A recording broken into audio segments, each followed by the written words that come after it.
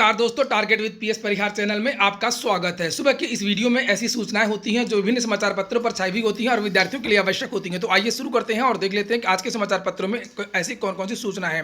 तो वीडियो को जल्दी से लाइक कर दें, शेयर कर दें। जिन छात्रों ने चैनल को अभी भी सब्सक्राइब ना किया हो जल्दी से सब्सक्राइब कर लें ताकि आप लोगों को भी इसी तरीके के ऑथेंटिक अपडेट्स सबसे पहले मिलती रहें। वीडियो शुरू करने से पहले मैं आपको एक बात बता दूं कि आप लोग वीडियो को थोड़ा सा पूरा देखिएगा, क्योंकि आज का जो वीडियो है वो थोड़ा सा लंबा हो जाएगा, थोड़ा सा बड़ा हो जाएगा, लेकिन आज का वीडियो अब तक का सबसे महत्वपूर्ण वीडियो भी है। आज के समाचार पत्रों में सबसे ज़्यादा जो सूचनाएं हैं वो है टीजीटी और पीजीटी को लेकर के। आज की जितने भी समाचार पत्र हैं, लगभग सभी समाचार पत्रों में जो टीजीटी में जो कल भर्ती का भंडाफोड़ हुआ, सालभर गिरोह का 9 गिरफ्तार प्रयागराज से, 14 गिरफ्तार देखिए यहाँ पर लिखा हुआ है। और इसी तरीके से लखनऊ की खबर है, यहाँ से 7 सदस्य पकड़े गए। और इसी तरीके से जौनपुर, आजमगढ़ और बहुत सारे जो जिले हैं वहाँ से लोग पकड़े गए। ये देख सकते हैं यहाँ पर 59 प्रवेश पत्र बरामद हुए हैं, ब्लूटूथ डिवाइसेस बरामद हुई हैं, चेक बुक्स बरामद हुई हैं, मास्टर कार्ड ये देखिए यहाँ पर लिखा हुआ है ब्लूटूथ डिवाइस। आखिरकार इतना ज़्यादा भ्रष्टाचार इस बार कैसे करने की कोशिश की गई, इसी के संबंध में हालांकि चयन बोर्ड ने भी एक नोटिस भी जारी किया है और ये कहा है कि जो पेपर आउट हुआ है वो मैच नहीं किया है। लेकिन बात केवल ये नहीं है कि जब पेपर आउट होता है तभी भ्रष्टाचार होता है।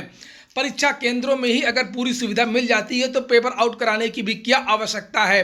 हमारे साथ में है इस समय युवा मंच के अध्यक्ष अनिल सिंह, जिन्होंने परीक्षा की शुचिता को लेकर के कोर्ट की लड़ाई लड़ी थी, धरना प्रदर्शन किया था, चयन बोर्ड में कई बार ज्ञापन दिया था। उनसे मैं पूछूंगा कि आखिरकार ये जो आज के समाचार पत्र हैं, इन समाचार पत्रों में इतना ज़्यादा मनोबल कैसे बढ़ गया शिक्षा माफियाओं का कि लगभग प्रत्येक जिले से ऐसी सूचना आई है कि कुछ तो एसटीएफ की कार्रवाई में पकड़े गए हैं और कुछ जो छात्र हैं वहाँ के, उन छात्रों ने बताया कि जो परीक्षा में व्यापक नकल हुई है परीक्षा केंद्रों के अंदर। चूंकि विद्यार्थियों के पास मोबाइल नहीं था इसलिए विद्यार्थी उसकी रिकॉर्डिंग नहीं कर पाए हैं। ज़्यादातर परीक्षा सेंटरों में 90% परीक्षा केंद्रों पर जो है खुली बुकलेट्स दी गई हैं और आधा घंटा लेट पेपर दिया गया है।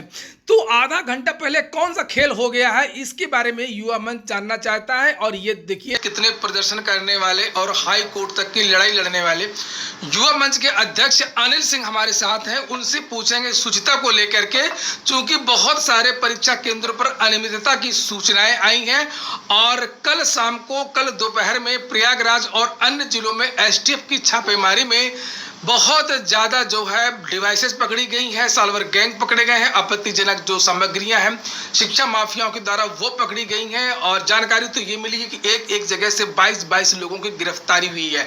ऐसा किस लिए हुआ, इसके बारे में मैं पूछूंगा।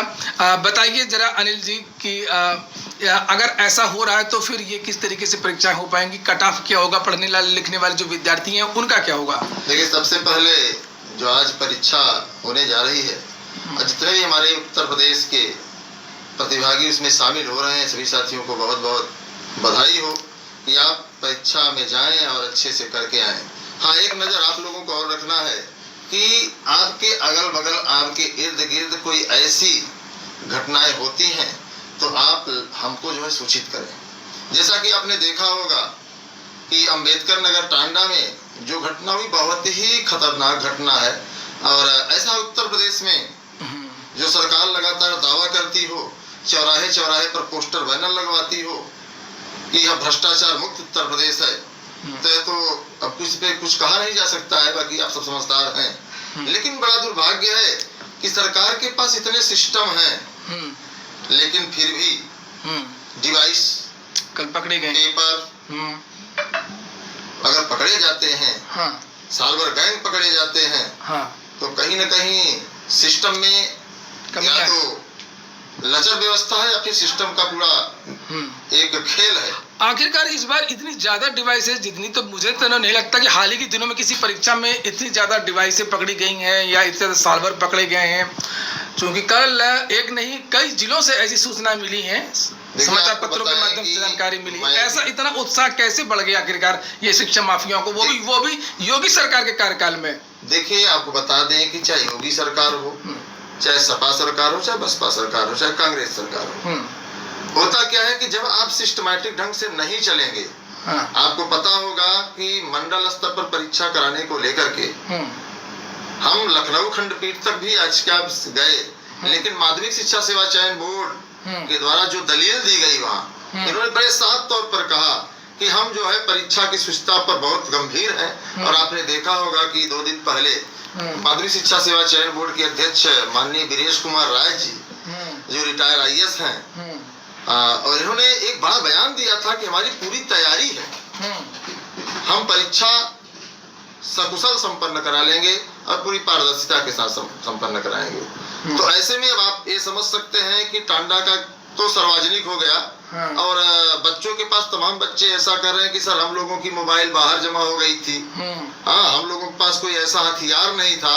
जिससे कि हम वहाँ के भ्रष्टाचार को उजागर कर सके। अच्छा। तो अब तो मुझे यही लगता है कि जो हमको लखनऊ खंडपीठ से ऑर्डर मिला है कि परीक्षा जब संपन्न हो रही है और जब समाप्त हो रही है, उस बीच के दौरान की जितनी भी गतिविधि है उसकी CD माध्यमिक शिक्षा सेवा चयन बोर्ड को आनी है। तो मैं चाहूंगा कि माध्यमिक शिक्षा सेवा चयन बोर्ड में RTI डाल करके मैं इसकी जानकारी लूंगा, क्योंकि देखिए पारदर्शिता अगर नहीं रही तो प्रदेश के जो हमारे गरीब, जो हमारे संघर्षशील साथी हैं, जो लगातार कई वर्षों से मेहनत कर रहे हैं, उनके सपनों पर पानी फिरना तय है।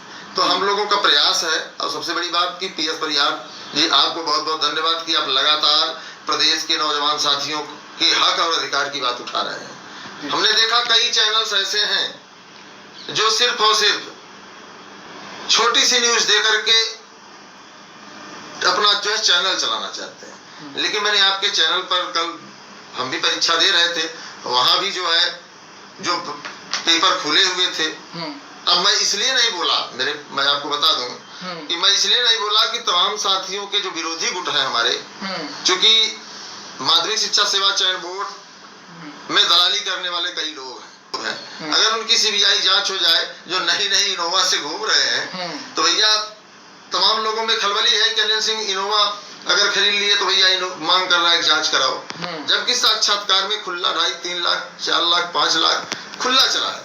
हालांकि योगी सरकार ने भी कहा था कि माध्यमिक शिक्षा सेवा चयन बोर्ड नोट छापने की मशीन है, लेकिन सबसे बड़ा सवाल है कि जब परीक्षा की शुचिता ही नहीं रहेगी, जब परीक्षा की शुचिता ही समाप्त हो जाएगी, तो यह बहुत बड़ा दुर्भाग्य युवाओं की बात करता है। और 9 अगस्त को लखनऊ में भी हमारा एक बहुत बड़ा प्रदर्शन है इको गार्डन में, और जितने भी साथी मैं उनको चाहूंगा कि आप लोग भी वहां अवश्य पहुंचे। अनिल कुमार पिछले 5 वर्षों से डॉक्टर KL पटेल के साथ भर्ती परीक्षाओं का कार्य कर रहा हूँ। तत्पश्चात 2 साल बाद उनका साथ छोड़ करके हम लोग अपना 8-10 लोगों का गैंग अलग से बनाए हैं। ये भर्ती परीक्षाओं का काम ऐसे कर रहे हैं कि हर कैंडिडेट से 12 से 15 लाख का डिमांड है, और ये हम लोग जो है पेपर से कॉलेज से पेपर निकालते हैं, उसके बाद सॉल्व करा के कॉलेज के ही मैनेजमेंट द्वारा पर्ची पहुंचा के उनको रंगित कराते हैं या डिवाइस से काम कराते हैं। मैं आशीष सिंह शंकरगढ़, मैं 2014 से प्रतियोगी परीक्षाओं में नकल कराने का काम कर रहा हूँ। इस बार भी TGT में हमें KL पटेल फूलपुर और अभिन वर्मा फतेहपुर से पर्ची मिलनी थी, लेकिन उसके पहले मुझे आप लोगों द्वारा पकड़ लिया गया और मैं नकल कराने में असक्षम रहा। आज जनपद प्रयागराज में STF की प्रयागराज यूनिट को प्रशिक्षित स्नातक शिक्षक TGT परीक्षा 2021 में धांधली करने वाले गिरोह। तो इस वीडियो को आप लोग ज़्यादा से ज़्यादा शेयर कर दें, और आपको बता दूं कि ये विद्यार्थी खुद ही बता रहे हैं कि किस तरीके से सिस्टम था, कहाँ से पर्ची मिलनी थी, और जब मिलती है तो वो किस तरीके से प्रबंधकों के द्वारा विद्यालयों में पहुँचानी जानी थी। तो जो पकड़े गए हैं वो तो चलो ठीक है, और इसमें से ऐसी भी आशंका है कि बहुत सारे ऐसे भी लोग होंगे जो पकड़े नहीं गए होंगे। तो इस तरीके की ये जो सूचनाएं हैं वो छात्रों का मनोबल तोड़ती हैं, और ये विद्यार्थी मैं इनको नहीं कहूँगा, बार बार विद्यार्थी आ जाता है, और ये माफिया हैं। STF की प्रयागराज यूनिट को प्रशिक्षित स्नातक शिक्षक TGT, तो ये हो गया। और मैं आपको बता दूं 7 सदस्यों की गिरफ्तारी भी हुई है। इनके पास से भारी मात्रा में परीक्षा में धांधली करने के लिए इलेक्ट्रॉनिक्स डिवाइस 25,000 से भारी मात्रा में परीक्षा में धांधली करने के लिए इलेक्ट्रॉनिक्स डिवाइस ब्लूटूथ। तो दोस्तों ये जो इस तरीके की लोग जो गिरफ्तार किए गए हैं, ये सीधे सीधे मनोबल बढ़ गया था जिलों में परीक्षा केंद्र शुचिता को लेकर के, जब पूरा अस्त व्यस्त व्यवस्था थी, इसीलिए शिक्षा माफिया ज़्यादा सक्रिय हो गए और बहुत संख्या में जो है सालभर गिरोह इत्यादि जो पकड़े जाने की सूचनाएं मिली। और जितना कम होता है उसका लगभग 5% या 2% ही गिरफ्तारी हो पाती है, या वो जो सूचनाएं वो मीडिया में आ पाती हैं। इसके बाद में कुछ अन्य खबरों को भी देख लेते हैं। जैसे लिखा हुआ कि एपीएस भर्ती 2010 सीबीआई की जांच के दौरान संदिग्धों की ज्वाइनिंग पर उठे सवाल। उत्तर प्रदेश लोक सेवा आयोग में एपीएस 2010 की भर्ती आई थी, उसकी जांच भी चल रही थी और उत्तर प्रदेश लोक सेवा आयोग ने इनकी ज्वाइनिंग भी करा दी है जांच के बीच में ही। इसको लेकर के भी आपत्ति यहाँ पर जताई गई है और फिलहाल सीबीआई ने कल रिमांड में ले लिया है पूर्व आईएएस प्रभुनाथ को। उनकी कल गिरफ्तारी हो गई है। लिखा है कि आयोग में दूसरे दिन भी डटी रही सीबीआई। असल में चुनावी वर्ष है, सीबीआई ने 4 साल तो कुछ किया नहीं है और चुनाव में आनन फानन में इस तरीके की धरपकड़ और ये सब चीजें हैं। अब देखते हैं आगे क्या होता है। टीजीटी में 84% अभ्यर्थियों ने दी परीक्षा। कल यूपीटीटी के बारे में विद्यार्थी पूछ रहे थे कल क्या निर्णय हुआ, तो कल जो मीटिंग होनी थी बेसिक शिक्षा विभाग की, तो ये देखिए ये मीटिंग की तो तस्वीरें हैं और मीटिंग कल कई चीज़ों को लेकर के थी। खास तौर से जो बेसिक शिक्षक हैं उनके तबादले को लेकर के थी, उनके समायोजन को लेकर के थी, यूपीटीटी परीक्षा को लेकर के थी। लेकिन यूपीटीटी के बारे में जो जानकारी निकल करके आई है, कोई निश्चित तारीख अभी तय नहीं हुई है। ये हुआ कि नवंबर या दिसंबर के महीने में इस परीक्षा का आयोजन करवा लिया जाए, तो बहुत जल्दी इसकी जो तारीखें हैं फिर से निश्चित की जाएंगी और इंतजार करना होगा कि शासन इस बार अनुमति देता है या नहीं देता है। और इसी तरीके से अब बात करते हैं सीटीईटी की। सीटीईटी के बारे में लगातार जो बड़े बड़े मीडिया हाउसेज हैं, बड़े बड़े चैनल हैं, उनके द्वारा ये जानकारी दी गई थी कि जुलाई के महीने में नोटिफिकेशन जारी हो जाएगा, लेकिन नोटिफिकेशन जारी नहीं हुआ। इस बार फिर से सीटेट के बारे में जो अधिकृत जो समाचार पत्र हैं उनके माध्यम से जानकारी दी जा रही है कि इसका जो नोटिफिकेशन है वो बहुत जल्द जारी हो जाएगा। दिसंबर या जनवरी के महीने में परीक्षा है और ये एक समाचार पत्र में जानकारी दी गई है कि सीटेट का जो नोटिफिकेशन है वो 10 अगस्त के पहले जारी हो जाएगा। ये देखिए लिखा हुआ कोरोना महामारी की वजह से जुलाई में आयोजित होने वाली सीटी नोटिफिकेशन 2021 का अभी नहीं जारी किया गया है और यहाँ पर नीचे लिखा है कि अगर सब कुछ ठीक ठाक रहा तो 10 अगस्त से पहले आज है 8 अगस्त और केवल 2 दिन के अंदर इसका जो नोटिफिकेशन है वो जारी हो जाएगा। लेकिन मुझे नहीं लगता है कि इस हफ्ते नोटिफिकेशन जारी होगा और जो मुझे लगता है कि जो इसके जो नोटिफिकेशन है वो 15 अगस्त के आसपास जारी होगा।